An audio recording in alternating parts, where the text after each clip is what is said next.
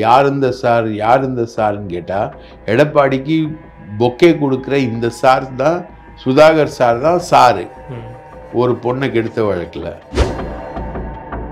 ராஜியுடைய moment எல்லாத்தையுமே CCTV வழியாக கண்காணிக்கும் பொழுது அங்கே அதிமுக வட்ட செயலாளர் சுதாகர் அடிக்கடி போகிறான்.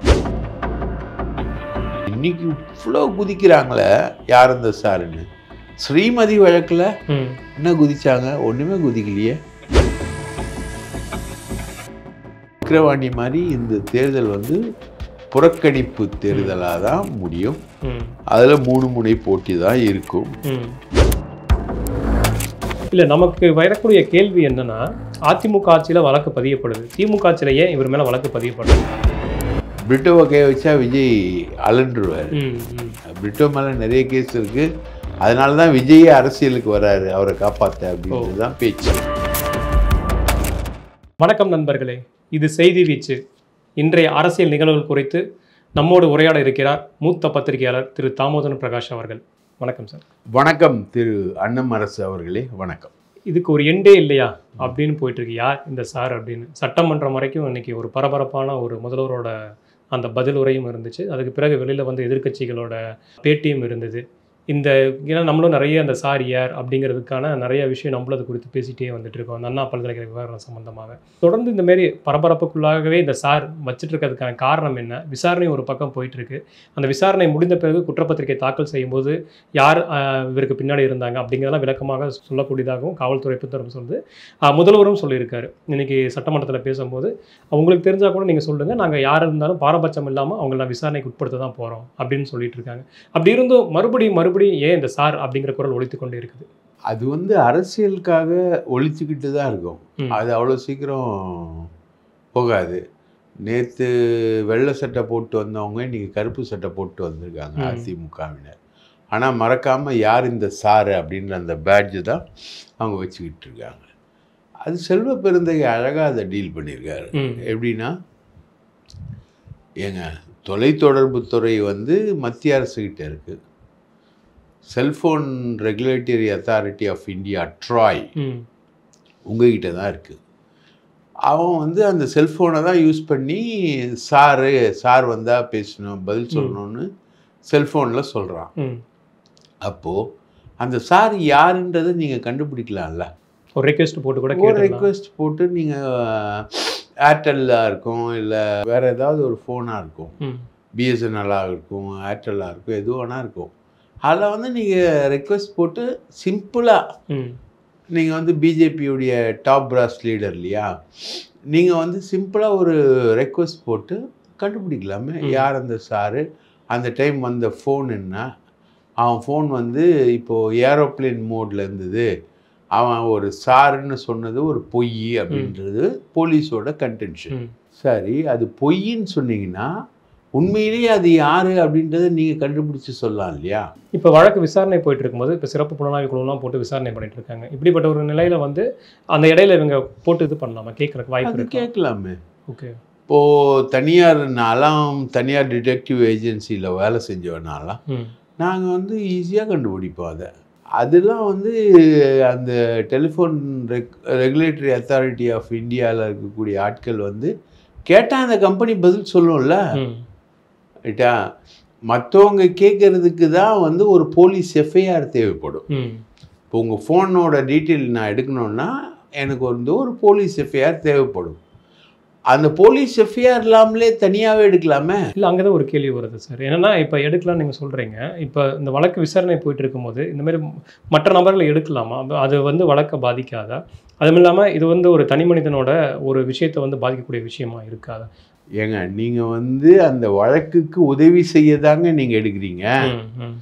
இப்போ நம்மளே எடுக்கிறோன்னு வைங்களேன், பத்திரிகையாளர்கள் யார் அந்த சாருன்னா அவனுக்கு கால் ரெக்கார்ட் டீட்டெயிலேருந்து நம்ம ஒரு விஷயத்தை எடுக்கிறோம் அப்படின்னா அது புலனாய்வுக்கு உதவி பண்ணக்கூடிய ஒரு விஷயம் தானே. பத்திரிகைகள் எக்ஸ்போஸ் பண்ண தானே, அதுதாங்க கருத்து சுதந்திரம்.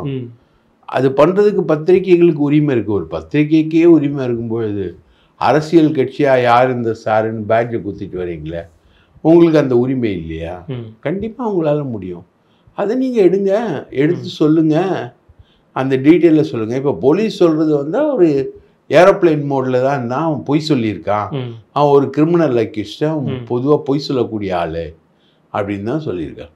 அப்போது அது என்ன அப்படின்றத கண்டுபிடிங்க.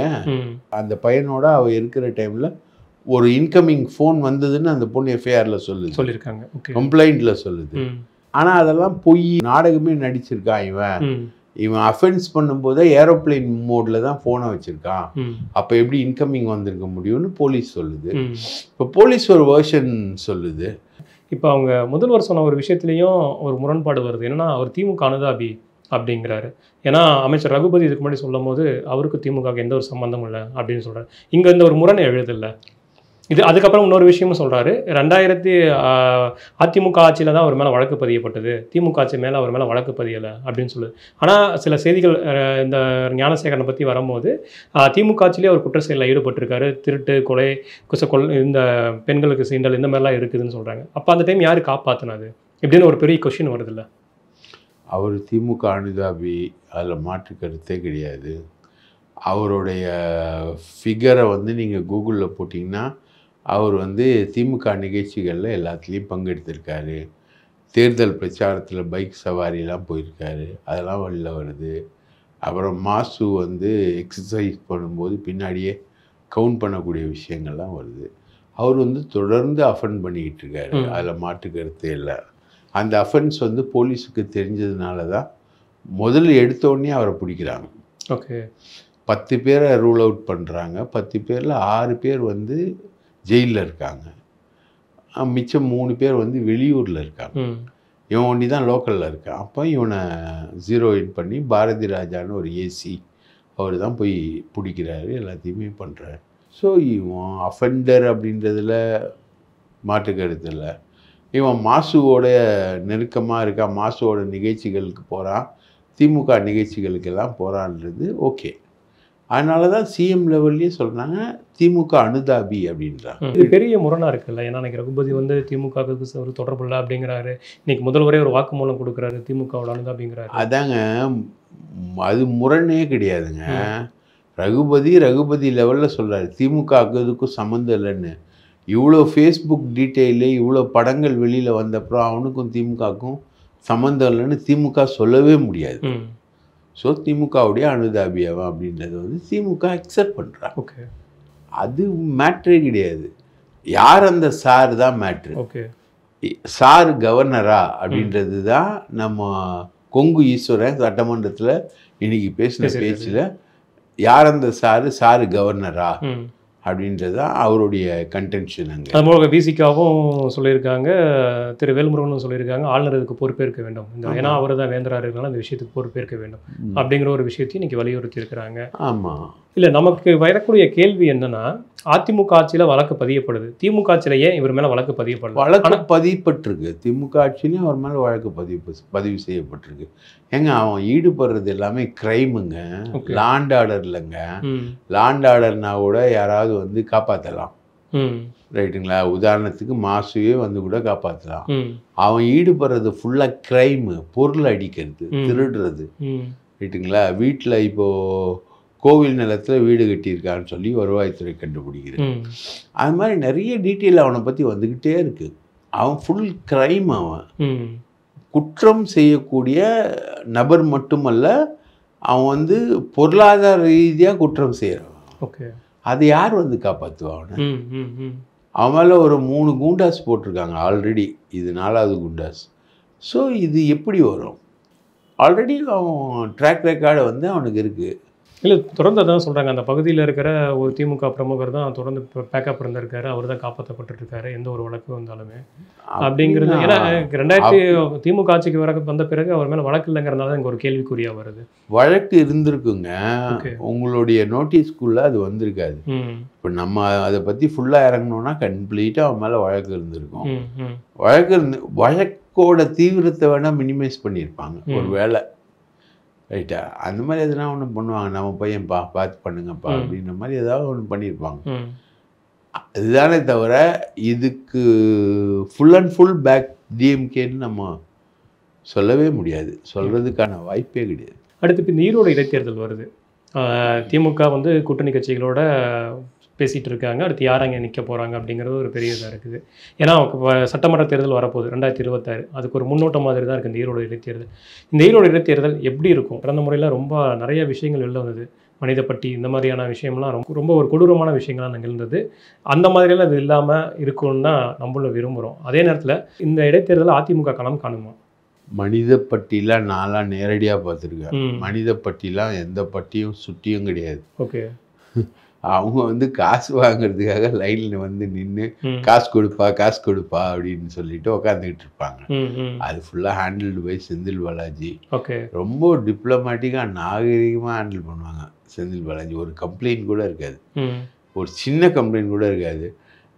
ஏம்மா உட்காந்துருக்க, அம்மா வரேன்னாங்க, காசு கொடுக்குறேன்னாங்க, அதுக்காக வெயிட் பண்ணிகிட்டு இருக்காம்மா, வருவாங்கம்மா, கொடுப்பாங்கம்மா. அதே மாதிரி காசு கொடுக்கப்பட்டது. இல்லை, இது சரியா ஒரு ஜனநாயக ரீதியாக நம்ம தேர்தல் நடத்தணும் அப்படின்லாம் பார்த்துருக்கோம். பணம் கொடுத்து தான் ஓட்டு வாங்கணும், அவங்க கூட்டிகிட்டு போய் காலையிலேருந்து சாயந்தரம் வரைக்கும் உட்கார. அது நீங்கள் சொன்னீங்கன்னா தவறு. அப்படி நீங்கள் பார்த்தீங்கன்னா காலையிலேருந்து சாயந்தரம் வரைக்கும் நான் உட்கார வைக்கிறது தவறு. ஆர்கே நகரில் 2000 ரூபாய் கொடுக்குறேன்னு சொல்லி 20 ரூபாய் டோக்கனை கொடுத்தாங்களா? அது சரியா? காஞ்சிபுரம் அச்சிரப்பாக்கம் இடைத்தேர்தலில் ஜெயலலிதா வந்து கிரிக்கெட் பேட்லேருந்து எல்லா காசுலேருந்து எல்லாத்தையுமே கொடுத்தாங்களே, அது சரியா? இல்லை, கட்சி வேறுபாடு இருந்துச்சு. இந்த விஷயம் தவறு தான். பணம் கொடுத்து வாக்கு வாங்குறது, அதே மாதிரி இந்த மாதிரி கூட்டிகிட்டு போய் உட்கார வச்சு ஏங்க, அது வந்து அரசியல் கட்சி அரசியல் சாசனப்படி தவறுங்க. மத்திய பிரதேசத்துலேயும் குஜராத்லேயும் வந்து ஃபுல்லாக ரிக்கிங் தான் நடக்குது. அங்கே வந்து போலிங்கே நடக்கிறது இல்லை. பிஜேபி ஆளக்கூடிய மாநிலங்களில் மத்திய பிரதேசம், குஜராத், ராஜஸ்தான் மாதிரி பல மாநிலங்களில் வந்து ரிக்கிங் தான் நடக்குது. உங்கள் ஓட்டை எடுத்துகிட்டு வந்து அவன் போட்டு போயிட்டே இருப்பான், ரைட்டுங்களா? அது மாதிரி தான் இதுவும் ஒரு அநியாயம். உட்கார வைக்கிறது, காசு கொடுக்கறது, போகிறது. அந்த ஜனங்க சந்தோஷம். எனக்கு நான் ஒரு பத்திரிகையாளராக சொல்கிறேன், அந்த ஜனங்க சந்தோஷமாக உட்காந்து வாங்கிட்டு போச்சு. பட்டியும் இல்லை, குட்டியும் இல்லை, மனித பட்டியெல்லாம் கிடையாது. இதில் வந்து இப்போது வந்து என்ன விஷயம்னா, ஏடிஎம்கே நிற்குமா நிற்காதான்றது சந்தேகம். ஏன்னா இப்போது அந்த சூரியமூர்த்தின்றவர் வந்து இரட்டை இலை சின்னம் தொடர்பாக ஒரு வழக்கு தொடர்ந்துருக்கார். அது வந்து 13ஆம் தேதி வரைக்கும் அந்த வழக்கு இருக்குது. கரெக்டாக இப்போ வந்து நிற்குது இல்லைங்களா? போன இடைத்தேர்தலில் தான் அந்த இஷ்யூ ஆனது, வழக்கு தொடர்ந்தது. அந்த டைம் அப்போ இரட்டை இலையை முடக்கிடுவாங்க அப்படின்னு பிஜேபி அப்படின்ற ஒரு பயம் வந்து இருக்குது எடப்பாடிக்கு. அப்போ இரட்டை இலையை முடக்கிடுவாங்கன்ற பயம் இருக்கும்பொழுது பிஜேபி எதுக்கு முடக்கணும்? அது வந்து கூட்டணிக்காக. கூட்டணிக்கு நீ வரலன்னா இரட்டை இலை முடக்கப்படும் அப்படின்றது ஒரு பயம். அதனால தானே இப்போ பழைய இரட்டை இலை கேஸ்லாம் இப்போ உயிரோட கொண்டு வந்துக்கிட்டு இருக்காங்க. இல்லாட்டி பழைய கேஸ் ஏன் உயிரோட வருது? இப்போ அந்த மாதிரி ஒரு பயம் வந்து எடப்பாடி பழனிசாமிக்கு இருக்குது. இப்போ வந்து அவர் சிம்பிள் கேட்டு போகிறாரு. அப்போ சூரியமூர்த்தி ஒரு பெட்டிஷன் போடுவான். இந்த மாதிரி வழக்கு வந்து தேர்தல் கமிஷனில் உயர்நீதிமன்றம் கொடுத்த டைரக்ஷன் அடிப்படையில் தேர்தல் கமிஷனில் வழக்கு இருக்குது, இந்த நேரத்தில் எடப்பாடிக்கு இரட்டை இலை சின்னம் தரக்கூடாது அப்படின்னு ஒரு வழக்கு போட்டார்னு வைங்க. ஓகேங்க. இவர் இரட்டை இலை சின்னம் இல்லாமல் நிற்பார். இரட்டை இலை சின்னம் இல்லாமல் நின்னார்னா பெரிய அவமானம், பெரிய அசிங்கம்.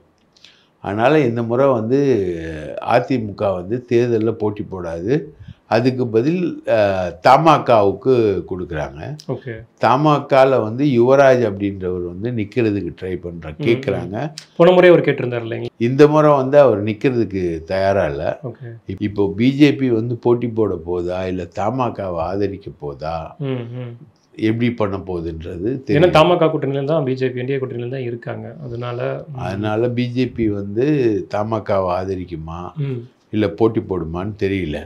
ஆக மொத்தம் பார்த்தீங்கன்னா திமுக, சீமான் கட்சி, அதுக்கப்புறம் தமாகா அல்லது பிஜேபி, இந்த 3 முனை போட்டியில் தான் ஈரோடு எலெக்ஷன்ஸ் வரும்.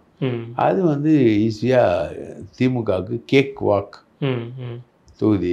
சீமான் 8.2% வாங்குவார். தமாகா நாங்கள் ஒன்றும் பெரிய அளவுக்கு ஸ்தாபனம்லாம் கிடையாது ஈரோடு கிழக்கில். தமாகாவுக்கு ஆளே கிடையாது, பிஜேபிக்கே ஆள் கிடையாது. ஏடிஎம்கேவே திணறும். ஏடிஎம்கே வந்து சப்போஸ் பிஜேபி வந்து தமாகாவை நிற்க வச்சதுன்னா அதை சப்போர்ட் பண்ணுறதுக்கு ஏடிஎம்கேக்கு தயக்கம் இருக்கும். இன்டைரக்டாக தான் சப்போர்ட் பண்ணுமே தவிர டைரெக்டாக சப்போர்ட் பண்ணாது. தேர்தல் ஜனநாயகத்தில் இவங்க இதை பண்ணுறாங்க அப்படின்னு சொல்லிட்டு புறக்கணிச்சிட்டு விக்கிரவாண்டி மாதிரி இந்த தேர்தல் வந்து புறக்கணிப்பு தேர்தலாக தான் முடியும். அதில் 3 முனை போட்டி தான் இருக்கும். இந்த அண்ணா பல்கலைக்கழக விவகாரத்தை திசை திருப்புறதுக்காக தான் நேற்று ஒரு கைது நடந்ததா? அப்படி இல்லை. ஆக்சுவலாக வந்து அது வந்து 9ஆம் மாதம் நடந்த சம்பவம். அந்த குழந்தைய பாலியல் வன்புணர்வு பண்ணாங்கன்றது. அப்போது வந்து விசாரிச்சுக்கிட்டு இருக்காங்க. அது வந்து கோர்ட்டுக்கு வழக்காகுது, சிபிஐக்கு போகுது. அது சிபிஐக்கு போகும்போதும் தமிழக அரசு எதிர்க்குதுல்ல, சிபிஐக்குலாம் வேண்டாம் நாங்களே பார்த்துக்கலாம். அப்போ ஏன் எதுக்கு அந்த அச்சம்? அல்ல சிபிஐ அது வந்து வழக்கு விசாரணை நடக்குது. விசாரணை நடக்கும்பொழுது அது சிபிஐக்கு போகுது. அப்போது அதில் ஒரு மைனர் பையனை அரெஸ்ட் பண்ணுறாங்க. அவனை அரெஸ்ட் பண்ணோன்னா அவன் மைனர்ன உடனே பெயிலில் விட்டாங்க. ஓகே. இன்னொரு பையன் வந்து சதீஷ்னு ஒருத்தன், தண்ணிக்கான போட வரவன், அவனை வந்து அரெஸ்ட் பண்ணிட்டாங்க. அவன் சிறையில் தான் இருக்கான். ஆனால் இந்த வழக்கில் ஏன் வேகம் பெறல அப்படின்போது இவங்க ஹைகோர்ட்டில் வழக்கு போட்டு அது சுப்ரீம் கோர்ட்டுக்கு போய் அது ஸ்பெஷல் இன்வெஸ்டிகேஷன் டீம் ஃபார்ம் பண்ணி அவங்களும் சிபிஐ நம்பலை, சிபிஐக்கு அனுப்பலை, ரைட்டுங்களா? அவங்க ஸ்பெஷல் இன்வெஸ்டிகேஷன் டீம் ஃபார்ம் பண்ணி விசாரிங்கன்றாங்க. இப்போ அந்த ஸ்பெஷல் இன்வெஸ்டிகேஷன் டீம் வந்து கம்ப்ளீட்டாக பார்க்குது ஏன் இந்த வழக்கில் இவ்வளோ பெரிய லேப்ஸ் வந்தது அப்படின்னு பார்க்கும்போது என்ன வருதுன்னா, விசாரணை அதிகாரி ராஜியுடைய நடமாட்டத்தை வாட்ச் பண்ணுறாங்க. அங்கே இருக்க சிசிடிவியில் கம்ப்ளீட்டாக வாட்ச் பண்ணுறாங்க. ராஜியோட நடவடிக்கைகள் வந்து சரியில்லை. அந்த ராஜி வந்து என்ன பண்ணுறாங்கன்னா, அந்த கம்ப்ளைண்ட் கொடுத்த பொண்ணோட பெற்றோரையே அடிக்கிறாங்க, ஓகே, தாக்குறாங்க. அதெல்லாம் வெளியே சொல்லவே இல்லை அவங்க. அந்த மாதிரி நிறைய இன்சிடென்ட் நடக்குது. அதெல்லாம் வந்து எதுக்காக அடிக்கிறாங்க அவங்க? சுதாகர்னு வரான் இல்லையா, ஏடிஎம்கே, அவன் வந்து எல்லா குற்றவாளிகளையும் மறைக்கிறான். ஓகே. அவனுக்கு ஃபேவராக ராஜி செயல்படுது. இவங்க வந்து அந்த குற்றத்தை வந்து நிறைய பேரோட அந்த பொண்ணை நிறைய பேர் யூஸ் பண்ணியிருக்கான். ஓகே. அது ஒரு விதமாக பண்ணியிருக்காங்க. இப்போது அந்த இதை வந்து மறைக்கிறதுக்காக இவங்க வந்து பெரிய அளவுக்கு ரியாக்ட் பண்ணுறாங்க. யார்? இந்த ராஜியுடைய மூமெண்ட் எல்லாத்தையுமே வந்து சிசிடிவி வழியாக கண்காணிக்கும் பொழுது அங்கே வந்து அதிமுக வட்ட செயலாளர் சுதாகர் அடிக்கடி வந்து போகிறான். அப்போ இவன் எதுக்கு வந்து போகிறான் அப்படின்றத எஸ்ஐடி தனியாக விசாரிக்கிறாங்க. விசாரிக்கும்போது தான் இவன் தான் உண்மையான குற்றவாளிகளை மறைக்கிறதுக்காக ராஜியோட சேர்ந்து சதி பண்ணவன், இவனும் அந்த பொண்ணை கெடுத்ததில் இன்வால்வ்டு அப்படின்னு கண்டுபிடிக்கிறாங்க. அப்போ அவனை அரெஸ்ட் பண்ணுறாங்க. ஓகே. இது வந்து டைவர்ஷனுக்காகலாம் கிடையாது. முதல்வரோட உரை, சட்டமன்றம், கவன ஈர்ப்பு தீர்மானம் இதெல்லாம் தாண்டி சுதாகருக்கு இன்வால்வ்மெண்ட் இல்லைன்னா எடப்பாடி பழனிசாமி அவரை ஏன் கட்சியை விட்டு நீக்கிறார்? எடப்பாடி பழனிசாமி வந்து பொய் வழக்குன்னு தானே சொல்லுவாங்க, திமுக போட்ட பொய் வழக்குன்னு தானே சொல்லுவாங்க. எடப்பாடி பழனிசாமி சுதாகரை கட்சியை விட்டு நீக்கிறார் ஏன்? அப்போது அதில் அவனோட இன்வால்வ்மெண்ட்டு கன்ஃபார்ம். சரிங்களா? யார் இந்த சார்ன்னு கேட்டால் எடப்பாடிக்கு பொக்கே கொடுக்குற இந்த சார் தான், சுதாகர் சார் தான் சாரு. ஒரு பொண்ணை கெடுத்த வழக்கில் இவர் தான் சாரு. இப்போ இன்னைக்கு இவ்வளோ குதிக்கிறாங்களே யார் இந்த சாருன்னு. ஸ்ரீமதி வழக்கில் என்ன குதிச்சாங்க? ஒன்றுமே குதிக்கலையே. இதே அண்ணாமலையும் எடப்பாடியும் திமுக அரசுக்கு எதிராக நின்ன வழக்கு 600 பேர் ஜெயிலுக்கு போயிருக்கான். விடுதலை சிறுத்தை சேர்ந்த தலித் இளைஞர்கள் 600 பேர் கலவரத்தில் ஜெயிலுக்கு போயிருக்கான். வாழ்க்கையே தொலைச்சிருக்கான். வாழ்க்கை கம்ப்ளீட்டாக நிறைய பேருக்கு அவுட்டு கேஸுன்ற ஒன்று. அவன் இப்போது எந்த டிஎன்பிஎஸ்சி அது இது எதுவுமே எழுத முடியாது, ஏன்னா கேஸ் கலவரத்தில் இன்வால்வ்டுன்னு. அந்த அளவுக்கு இன்வால்வான அந்த வழக்கில் யாருமே ஒன்றும் பண்ணல. யார் அந்த சாருன்னு கேட்கல, ஏன் இந்த சாருன்னு கேட்கல. இதே யார் அண்ணாமலை ஒன்றுமே பேசலையே. அந்த அம்மா வந்து அண்ணாமலையை சந்திச்சு 4 தடவை மனு கொடுத்துச்சே, கண்டுக்கலையே. எடப்பாடியை சந்திச்சு மனு கொடுத்துச்சே ஸ்ரீமதியோட அம்மா, எடப்பாடி வாயே திறக்கலையே. திமுக அரசு மட்டும் நடவடிக்கை எடுத்து அந்த குற்றவாளியை கைது பண்ணிருச்சா, இல்லை வச்சுட்டு இருந்தா இது பண்ணுறாங்க? திமுக அரசோட நடவடிக்கைகள்ல அது சரியில்லைன்ற விமர்சனம் இருக்கு. ஆனா இவங்க என்ன பண்ணாங்க? அதுக்கு ஒண்ணுமே பண்ணலையே. அது ஒரு குற்றம் தங்களோட அரசியல் ஆதாயத்துக்கு எந்த அளவு பயன்படுங்கிறத பொறுத்து. இப்போ வந்து எலெக்ஷன் வந்துச்சு தம்பி. ஓகே. எலெக்ஷனுக்காக, எலெக்ஷன் மோடுக்காக அதை பண்ணிக்கிட்டு இருக்காங்க. எடப்பாடி வந்து அவருடைய பர்சனல் கெயினுக்காக எதை ஒன்றா பண்ணுவார். இப்போ இந்த 2 நாளாக சட்டமன்றத்துக்கு வரல, உடம்பு சரியில்லைங்கிறாங்க. கேட்டால் காய்ச்சல்னு சொல்கிறாங்க. ஆனால் அவருடைய மகனுடைய சகல வீட்டுல ரைட்டா? raid போயிட்டு இருக்கு. சகலையுடைய சம்மந்தி முறை வரும், ரைட்டா? அவங்க வீட்டில் வந்து ரெய்டு ம். ஓடிக்கிட்டு இருக்கு, சென்சிட்டிவாக ஓடிக்கிட்டு இருக்கு. ராமலிங்கம்னு ஒரு பேர். ம். அவர் பேரில் 2019 கேஸ் இருக்கு. ம். இந்த நோட்டு மாற்றின டைம்லேயே அவர் மேலே கேஸ் இருக்கு. அவர் மேலே இப்போ திரும்பவும் ரெய்டுக்கு போகிறாங்க. ஒரு நாள் ரெய்டோட முடியும்னு அந்த பார்த்தா டிமானிட்டேஷன் டைம்ல இது பண்ணும்போது அந்த டைம்லேயே ரெய்டு வந்தது. ம். இப்போவும் இருக்கு. ஒரு நாளில் முடியுன்ற ரெய்டு வந்து 2 நாள் 3 நாள் போக ம். சட்டமன்றத்துக்கே ஆப்சென்ட் ஆகுறாரு எடப்பாடி. ஆனா அவருக்கு உடல்நிலை சரியில்லை அப்படிங்கிறது தானே ஒரு தரப்புல இருந்து வர செய்திகளா இருக்கு. அது சொல்லலாம், ம். நமக்கு தெரியாதா? உடல்நிலை சரியில்லைன்னா எப்படி? 2 காலும் நடக்க முடியாத கலைஞரே வீல் சேரில் சட்டமன்றத்துக்கு வந்து உட்காந்து ம். ம். அவரால் முடிஞ்ச அளவுக்கு பதில் சொல்லிட்டு பிரச்சனைகளுக்காக நின்றுட்டு ம். போகிற டைப்பு தான் வந்து கலைஞர். ம். ம். அந்த மாதிரிலாம் எடப்பாடி இல்லையே. நீங்கள் இந்த ரைடுன்னு சொல்லும் போது இன்னொரு ஞாபகம் வருது. நம்ம இவர் கதிரானந்த் அவர் ரைடு போயிட்டு இருந்தது. அவசர அவசரமாக இவர் டெல்லியும் போயிட்டு வந்தார், அமைச்சர் திரு துரைமுருகன் அவர்களும். இந்த வழக்கு என்னவாக இருக்குது? ஏன்னா பல முறை சம்மன் அளிச்சும் இவர் ஆஜராகாதனால தான் இவ்வளோ நெருக்கடிக்குள்ளே இப்போ வந்திருக்காரு. இப்போ டெல்லி முதல்வர் அரவிந்த் கெஜ்ரிவாலுக்கும் நிறைய முறை சம்மன் அளிச்சா தட்டி கழிச்சனால தான் சிறை செல்கிற அளவுக்கு அந்த இது தள்ளிட்டு போனது. அந்த மாதிரியான ஒரு சூழல் கதிரானந்துக்கும் இருக்குதா? கண்டிப்பாக. ம். கதிரானந்துக்கு கைது என்பது வெள்ளிடை மலை, கைப்புண்ணுக்கு கண்ணாடி எதுக்கு? அவர் மேலே வந்து அவங்க டார்கெட் பண்ணுறது வந்து எலெக்ஷன் கேஸ் மட்டும் கிடையாது, வேற கேசஸும் அவங்க டார்கெட் பண்ணுறாங்க. மணல் மாஃபியாவுடைய கேசஸ் எல்லாத்தையுமே டார்கெட் பண்ணுறாங்க. அது சம்பந்தமான விவரங்களை சேர்க்குறாங்க. கதிரானந்தோட மனைவி நிர்வகிக்கக்கூடிய கல்லூரிக்கு எதுக்கு போனோம்? 3 நாளாக போய் உட்காந்துக்கிட்டு கேஷ் எல்லாத்தையும் அங்கேயும் பணம் எடுக்கப்பட்டது சொல்கிறாங்க. பணம் எடுக்கப்பட்டிருக்கு. அது எவ்வளோன்றது வெளியில் வரவே இல்லை. இவரும் டெல்லிக்கு போயிட்டு சீனியர் லாயர்ஸ் எல்லாரையுமே கண்காணித்து கேள்வி கேட்டு ஐயா எப்படி காப்பாற்ற முடியுமா டெல்லியில் அப்படின்ற மாதிரி தான் அவர் போய் விசாரிச்சுட்டு சிட்டிங்லாம் போட்டு வந்திருக்காரு துரைமுருகன். ஸோ அதுவும் சீரியஸ் கேசஸ் தான். இன்றைக்கி ராமலிங்கம் வீட்டில் நடக்கிறதும் சீரியஸ் கேஸ் தான். ராமலிங்கம் வந்து எடப்பாடி ஆட்சியில் மட்டும் இல்லை, இந்த ஆட்சியிலையும் நிறைய பில்டிங் பண்ணியிருக்கேன். அது இல்லாமல் கர்நாடகாலையும் நிறைய பில்டிங் பண்ணியிருக்கேன். ஸோ அவரோட வந்து இன்னொரு மார்டின், அவர் இன்னொன்று சொல்ல போனால் பிரிட்டோ, விஜய்க்கு அவங்க மாமா பிரிட்டோ மாதிரி. பிரிட்டோவை கை வச்சா விஜய் அலண்டுருவார். பிரிட்டோ மேலே நிறைய கேஸ் இருக்குது. அதனால தான் விஜய் அரசியலுக்கு வராரு, அவரை காப்பாற்ற அப்படின்றது தான் பேச்சு. ஏன்னா பிஜேபி கிட்டேருந்து அவரை காப்பாற்றணும் அப்படின்னா ஒரு பெரிய பொலிட்டிக்கல் சேர்ந்தால் தான் முடியும் அப்படின்றது தான் விஜயோடைய அரசியல் வருகைக்கு காரணம். அவர் மேலே இந்த மாதிரி பண வழக்கா, மோசடி வழக்குகள் அந்த மாதிரி? மோசடி வழக்கு நிறைய. பணம் மோசடின்றது வந்து நீங்கள் பணம் வச்சுருக்கீங்க, 1000 கோடி 2000 கோடி. சப்போஸ் விஜய் கிட்டேருந்தே அந்த பணம் வந்ததுன்னு வச்சுக்கோங்களேன், விஜய் ஒயிட்டில் கொடுக்க மாட்டார், பிளாக்ல தான் கொடுப்பார். பிளாக்ல கொடுக்குறாருன்னா அது என்ன பிரச்சனை தானே? பிரிட்டோ சாதாரண ஆளாக இருந்தவர் இன்னைக்கு வந்து ஒரு 7000 8000 லாரி ஓடுது அவருக்கு, கப்பல் இருக்கு, ஒரு 2000 3000 கோடிக்கு சொந்தக்காரர் அவர்.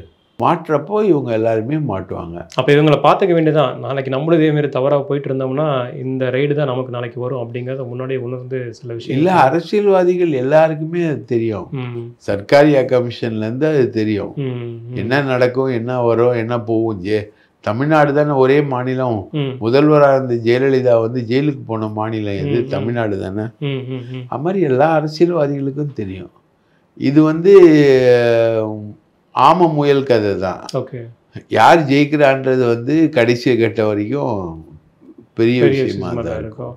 அப்போ கதிரானந்துக்கு சிறைங்கிறது ஓரளவுக்கு நெருக்கி கொண்டு வராங்க கதிரானந்துக்கு சிறைன்றது. நன்றி சார், தொடர்ந்து விவாதிப்போம்.